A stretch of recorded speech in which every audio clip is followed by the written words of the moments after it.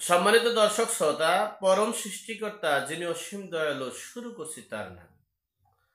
আজকের বিষয় ভারত গণমাধ্যমে, ভারতের কেন্দ্রীয় সরকারের মাধ্যমে যে ক্রিয়া প্রতিক্রিয়া, সেখানে কি বোঝানো হয়েছে যে শেখ হাসিনাকে প্রধানমন্ত্রী হিসেবে বাংলাদেশে পাঠাচ্ছেন নাকি আসামি হিসেবে, সে বিষয়ে আপনাদের সাথে শেয়ার করার জন্য উপস্থিত হয়েছে। আপনারা জানেন 5ই আগস্টের পূর্বে বাংলাদেশে অনেক আন্দোলন সংগ্রাম হয়েছে। কোটা সংস্কার আন্দোলন, বৈষম্য বিরোধী আন্দোলন। এই আন্দোলনের সময় শেখ হাসিনা বলেছেন বাংলাদেশের দেশি বিদেশি চক্রান্ত এবং জঙ্গির উত্থান এবং দেশে একটা বিশৃঙ্খলার সৃষ্টি সহ এই আফগানিস্তানের মতো এই দেশে একটা যুদ্ধের দিকে ধাবিত হচ্ছে। কিন্তু আমরা এমনই তার কথাকে অস্বীকার করেছি, তাকে বিশ্বাস করিনি, তার কথাগুলো মূল্যায়ন করিনি। এজন্য তার আশেপাশে যারা দুর্বৃত্তায়ন করেছে, অপরাধী ছিলেন, সেই অপরাধের কারণেও তাকে আমরা বিশ্বাস করতে পারিনি এবং তাকে মনে করেছিলাম ক্ষমতা ধরে রাখার জন্যই হয়তোবা এমনগুলো বলছে। কিন্তু আজ 5 মাসে পুঙ্খানুপুঙ্খ রূপে সে কথাগুলোর প্রমাণ মিলেছে। যাই হোক, এরপরে তিনি যখন এক দফা দাবি শুরু করলেন, তার পরের দিন থেকেই শেখ হাসিনা একটা সিদ্ধান্ত নিয়েছিলেন যে যেহেতু আমি দেশের জন্য এত কিছু করার পরও, যেহেতু আমাকে নিয়ে এত ষড়যন্ত্র এবং দেশে একটা যুদ্ধ লাগাতে চায়, আমি সে যুদ্ধ চাই না, বিগ্রহ চাই না, দেশের মানুষ হত্যা হোক, এগুলো আমি চাই না। বিদায়ী তিনি নিজ উদ্যোগে বলেছেন যে আমি ক্ষমতা ছেড়ে টুঙ্গিপাড়াতে চলে যাব, ক্ষমতা সেনাবাহিনীর হাতে তুলে দিয়ে আমি টুঙ্গিপাড়াতে চলে যাব। বারবার তিনি কথা বলেছেন। 3 তারিখ, 2 তারিখ সিদ্ধান্ত নিয়েছেন, 3 তারিখ বলেছেন, 4 তারিখও তিনি বলেছেন। কিন্তু দুর্ভাগ্যবশত তাকে একটি গোষ্ঠী, একটি মদতদাতা যারা এই চিন্তা করেছে, তারা বলেছে যে বঙ্গবন্ধুর মতো আপনাদের সকলকে হয়তোবা সেরকম পরিস্থিতি করতে পারে 75-এর 15ই আগস্টের মতো। সেজন্য তাকে বলা হয়েছে যে না, আপনি টুঙ্গিপাড়াতে থাকতে পারবেন না। সর্বোচ্চ তাকে ক্রিয়া প্রতিক্রিয়া দিয়ে এরপরে তাকে লন্ডনে বা ইন্ডিয়াতে পাঠানোর ব্যবস্থা করেছে। বিদেয়ী তিনি তখন টেকনিক্যালি এই সিদ্ধান্ত নিয়েছেন, যেহেতু আমি বাংলাদেশে থাকতে পারবো না, আমাকে নিয়ে 15ই আগস্টের চিন্তা করেছে আমাদেরকে নিয়ে, সেহেতু আমি আর পদত্যাগ না করেই চলে যাব। তিনি পদত্যাগ না করেই চলে গেছেন। এরপরে দেখেন দেশের পরিস্থিতি, বিশ্ববাসী সকলে দেখতে পেরেছেন। আমাদের এখানে রিসেট বাটন পুশ, 72-এর সংবিধান কবর এবং শেখ পরিবারকে কবর, এরপরে আওয়ামী লীগকে কবর সহ নানান কথা আপনারা শুনতে পেরেছেন, জানতে পেরেছেন।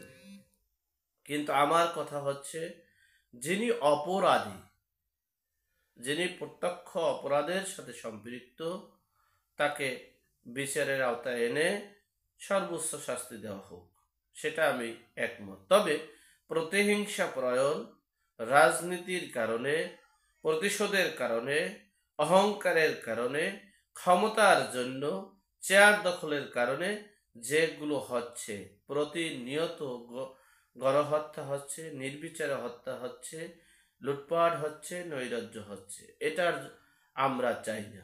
যাই হোক, এরই পরিপ্রেক্ষিতে বাংলাদেশের অনেক মামলা হয়েছে শেখ হাসিনার নামে। সেই মামলাগুলো বিশ্ববাসী দেখেছেন। মানে আসামি জীবিত আছে, তাকে মৃত্যু বানিয়ে আসামি করা হয়েছে শেখ হাসিনাকে। আসামি ট্রাকের চাপায় পড়ে মারা গিয়েছে, আসামি করা হয়েছে শেখ হাসিনা মেরেছে।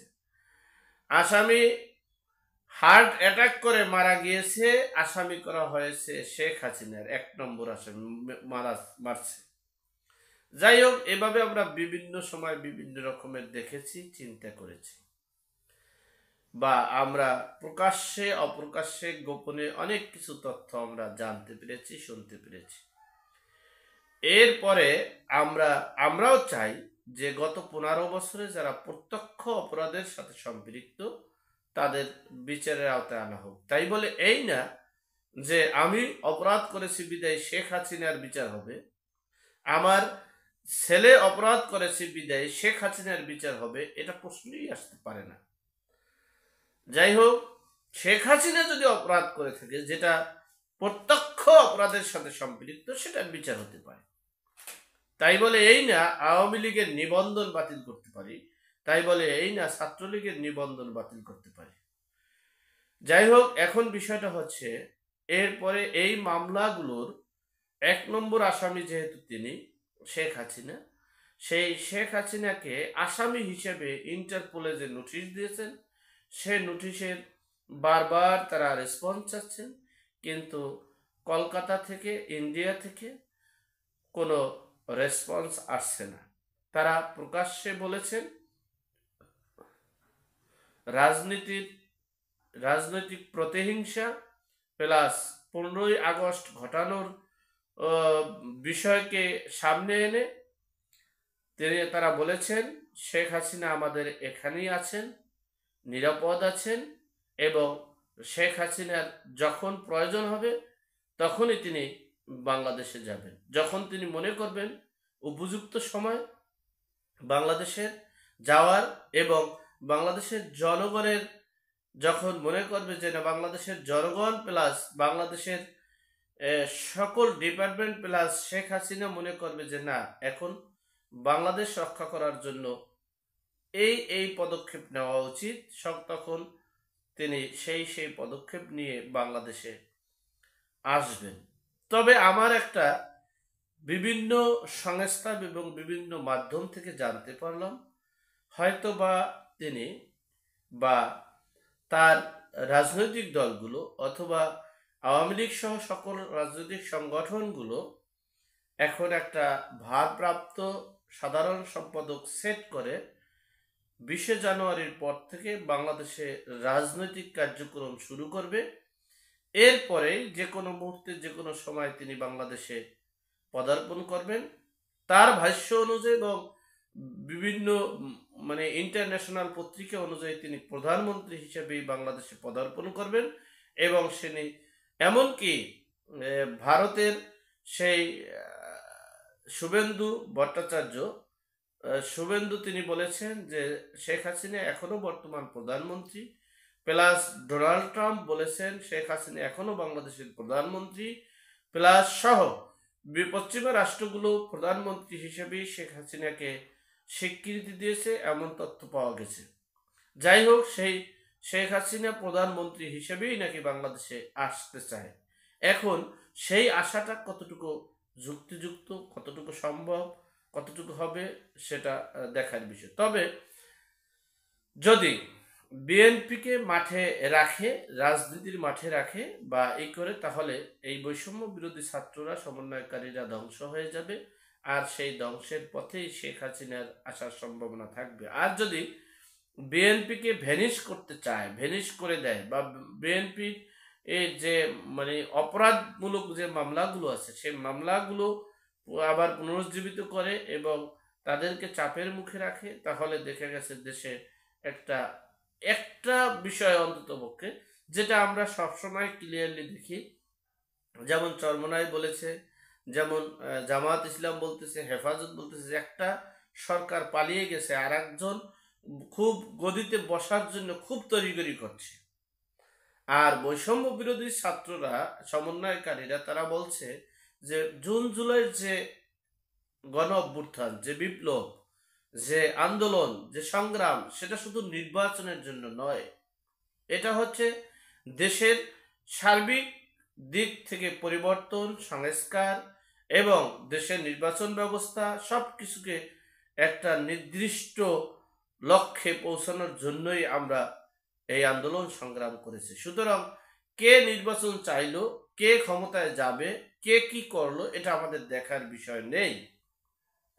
যাই হোক, সেই প্রসঙ্গেই সর্বোপরি কথা হচ্ছে, শেখ হাসিনার রাজনীতির মাঠ খুলে যাবে 20 তারিখের পর। 20 তারিখ থেকে তিনি ভারপ্রাপ্ত সাধারণ সম্পাদক নিয়োগ করে এরপরে, এখনই খসড়া কমপ্লিট প্রায়, আমি এখন বলবো না, কারণ হচ্ছে আমি অগ্রিম বললে আপনারা আমাকে অনেক মানে খুব বিশ্রীভাবে মন্তব্য করেন, বিদেয় এখন আর ওইভাবে আমি প্রকাশ্য বলতে চাচ্ছি না। যাই হোক, এখন তারা কতটুকু সফল হবে, কতটুকু হতে পারবে না, তবে আমার দৃঢ় বিশ্বাস, যদি কোনো অপরাধীকে যদি এই আওয়ামী লীগের সাথে সম্পৃক্ত করতে চায়, নতুন আওয়ামী লীগকে যে যদি গঠন করতে পারে, তাহলে হয়তো বা সম্ভব হতে পারে।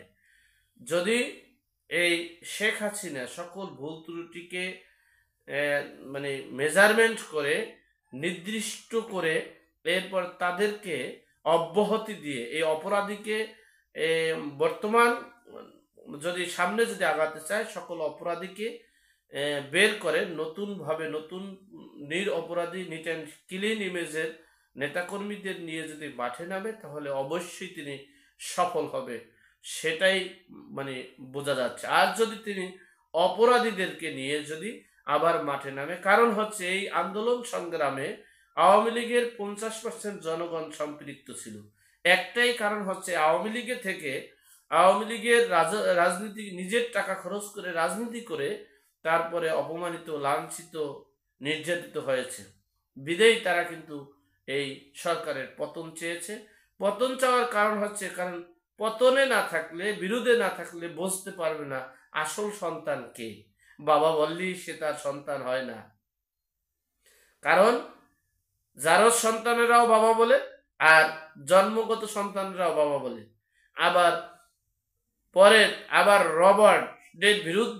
রবার্টের ভিতরে বাচ্চা জন্মগ্রহণ করার পরও যিনি লালন পালন করে তাদেরকে বাবা মা বলে। সুতরাং কোনটা আসল সন্তান, এটা বোঝার জন্য বিরোধী দল থাকা দরকার। বিদেয়ী 50% আওয়ামী লীগ এই শেখ হাসিনাকে বিরোধী দলে রাখার জন্যই আন্দোলন সংগ্রাম করেছিল। যাই হোক, আল্লাহ আমাদের সকলকে সঠিক জ্ঞান দান করার তৌফিক দান করুক। আমিন। আসসালামু আলাইকুম।